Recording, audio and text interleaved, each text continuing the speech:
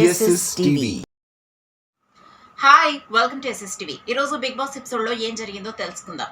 యాక్చువల్గా 2 గ్రూపులని విడిగా ఉంచడం జరిగింది. అదే ఇప్పుడు పేట గేమ్ అవుతుంది కదా హౌస్లో.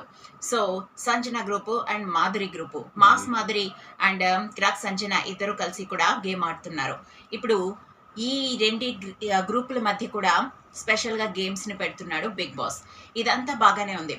అయితే ఇమాన్యుయల్, గౌరవ్, డెమాన్, నిఖిల్ వీళ్ళ నలుగురికి కూడా ఒక స్పెషల్ టాస్క్ని పెట్టాడు.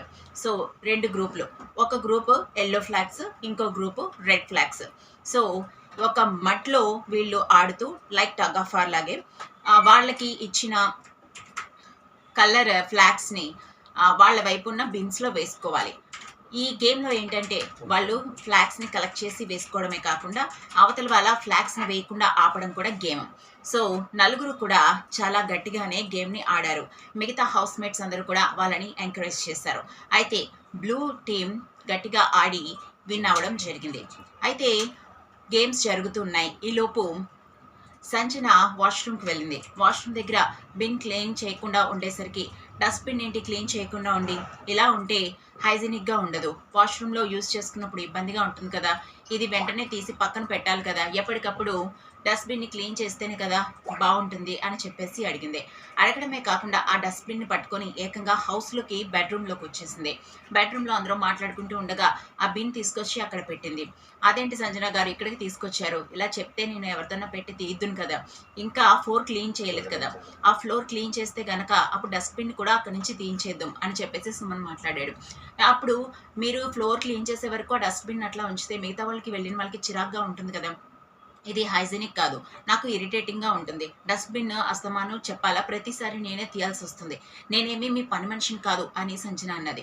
అసలు మీ వర్క్ అన్నప్పుడు మీరు ఎందుకు అందులో ఇన్వాల్వ్ అవుతున్నారు, అది మీరు తీయకుండా ఉండాలని నేను చెప్తున్నాను కదా అని సుమన్ నెమ్మదిగా వారిస్తున్నప్పటికీ కూడా సంజన ఒక్కసారిగా హైపర్ అయిపోయింది.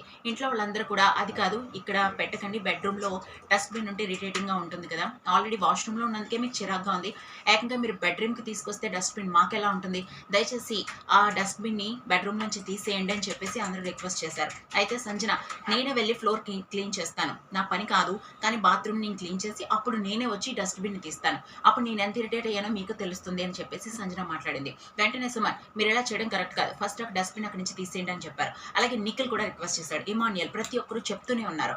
అయినప్పటికీ కూడా సంజన వినిపించుకోకుండా నేనేమన్నా మీ పని మనిషినా, ప్రతిసారి ఇలాగే జరుగుతుంది, నేను తీస్తానని చెప్తున్నాను కదా, నా పని కాకపోయినా కూడా నేను ఫ్లోర్ క్లీన్ చేసి వస్తే డస్ట్బిన్ని తీస్తాను అని చెప్పింది. దీంతో హౌస్ మేట్స్ అందరూ కూడా ఒక్కసారిగా ఇరిటేట్ అయ్యారు. మీరు ఎందుకు ఇలా బిహేవ్ చేస్తున్నారు, దయచేసి ఆ డస్ట్బిన్ తీయమని చెప్తున్నాం కదా అని చెప్తే ఎవరు తీస్తారు, తీసుకుంటే తీసుకోండి, లేదా నేను క్లీన్ చేసిన తర్వాతే వచ్చి తీస్తాను, నేనేం పెయిన్ ఫేస్ చేస్తానో మీరు ఫేస్ చేయాలి కదా, నేనేం మీ పని మనిషిని కాదు అని చెప్పి మళ్ళీ గట్టిగా అరిచింది. దీంతో గొడవ బాగా గట్టిగా రేస్ అయింది. ఈ విషయంపై ఖచ్చితంగా వీకెండ్లో డిస్కషన్ జరుగుతుంది. అలాగే అందరూ కూడా ఈమెని నెక్స్ట్ వీక్లో నామినేట్ చేసే అవకాశాలు కూడా కనిపిస్తున్నాయి. ఎందుకంటే అప్పటికి నిఖిల్ వారిస్తున్నాడు.